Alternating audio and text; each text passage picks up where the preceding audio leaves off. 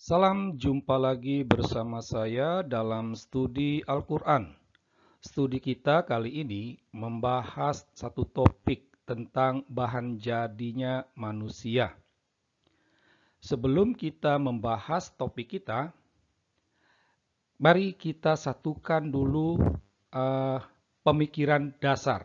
Jadi, eh, studi kita kali ini dilandasi pada pemikiran dasar bahwa Al-Quran itu merupakan keterangan dan petunjuk yang jelas. Dengan kata lain, apa yang tertulis dalam Al-Quran itu jelas, ya.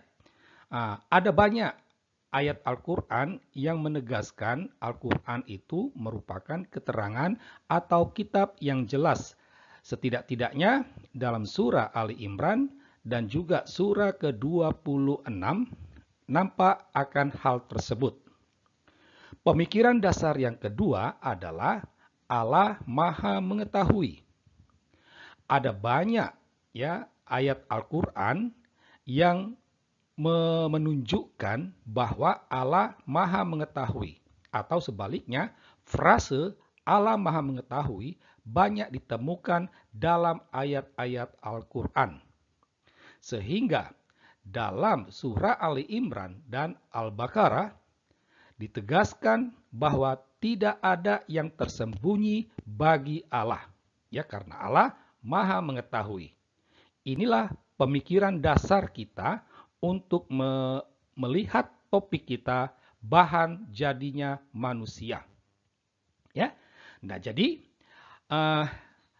bahan jadinya manusia itu jelas, ya, jelas.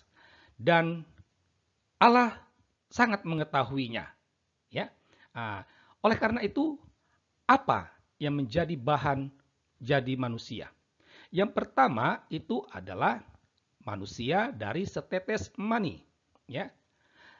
Ada 4 ayat Al-Quran, ya.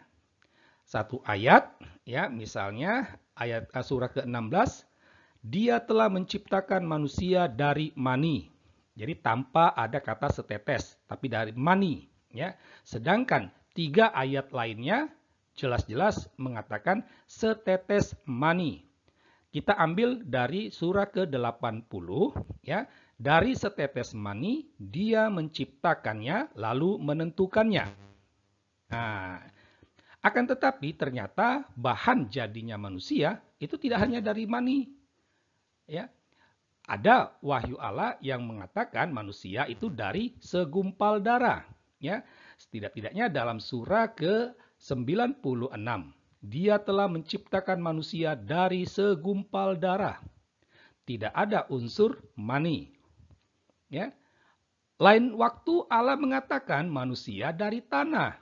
Ya. Ada 2 ayat yang menegaskan hal tersebut. Kami hanya mengutip dari surah ke-30. Ya. Di antara tanda-tandanya ialah Dia menciptakan kamu dari tanah. Kutipan-kutipan yang ditampilkan ini adalah kisah tentang jadinya manusia, ya, yang saat ini bukan Adam dan Hawa, ya. Jadi ketika dikatakan tanah itu bukan Adam dan Hawa tetapi manusia saat ini. Nah, dari ketiga bahan ini mana yang benar, ya? Mana yang sebenarnya? Tidaklah jelas, ya. Sangat-sangat tidak jelas.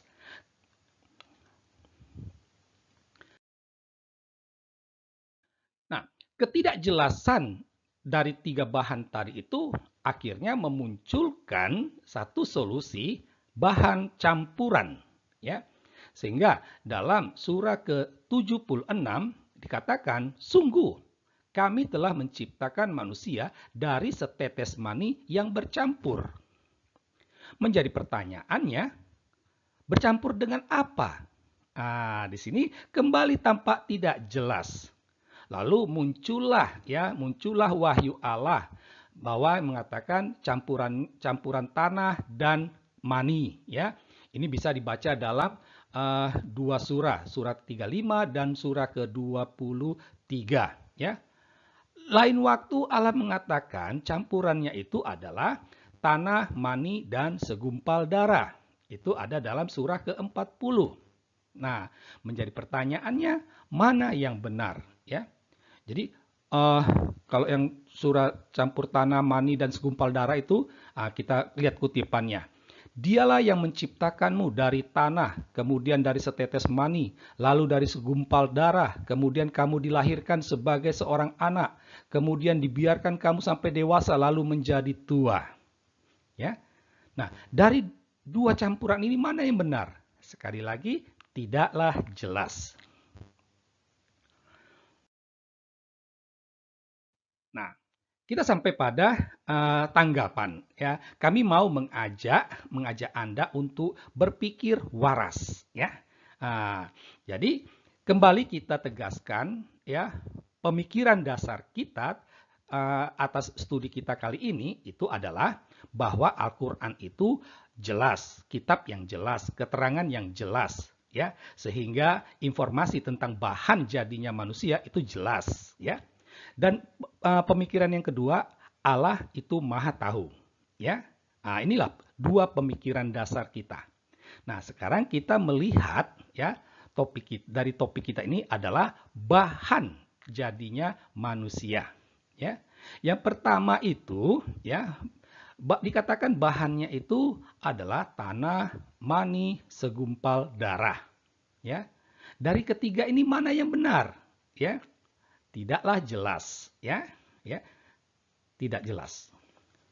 Lalu dari situ muncul solusinya bahwa campuran, ya, bahwa campurannya itu adalah tanah dan mani. Lalu ada juga yang mengatakan tanah, mani, dan segumpal darah. Dan mana yang benar? Tidaklah jelas. Dari sini, ya, mau tidak mau haruslah dikatakan pernyataan bahwa Al-Quran itu jelas, itu tidak terbukti. Ya, tidak terbukti sama sekali. Nah, sekarang kita lihat bahan yang kedua. Dikatakan tanah dan mani. Ya, ada unsur tanah dan ada unsur mani. Ya, menjadi pertanyaannya itu adalah, benarkah dalam proses pencampuran itu ada unsur tanah? Kapan unsur tanah itu dimasukkan ke dalam rahim ibu? Ya, apakah ketika penis masuk ke liang vagina, ataukah bersamaan dengan muncratnya air mani itu ke dalam vagina istri? Seharusnya Allah yang maha tahu, dia menyampaikannya. Tetapi menjadi pertanyaan, benarkah ada unsur tanah? Yang kedua, soal mani, ya. Harus bisa dibedakan bahwa ada perbedaan mani dengan sperma. Sperma itu tidak sama dengan mani. Ya. Yang membuahi ovum adalah sperma, bukan mani. Bukan air mani. Ini dari pengetahuan. Nah, dari sini tampak jelas bahwa Allah tidak tahu.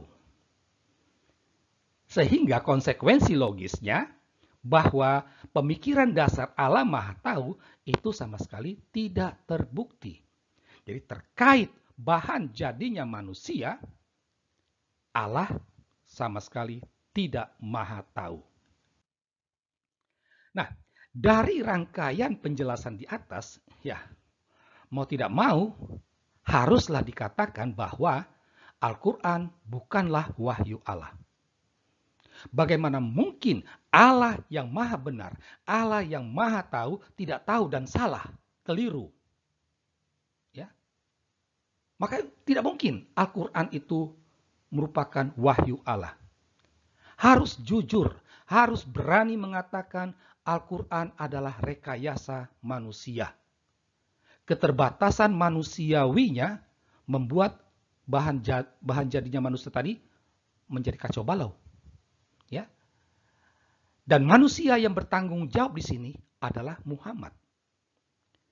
Informasi-informasi ngawur inilah membuat zaman dulu orang-orang kafir mengatakan Muhammad itu tidak waras alias gila. Nah, demikianlah studi kita tentang bahan jadi manusia.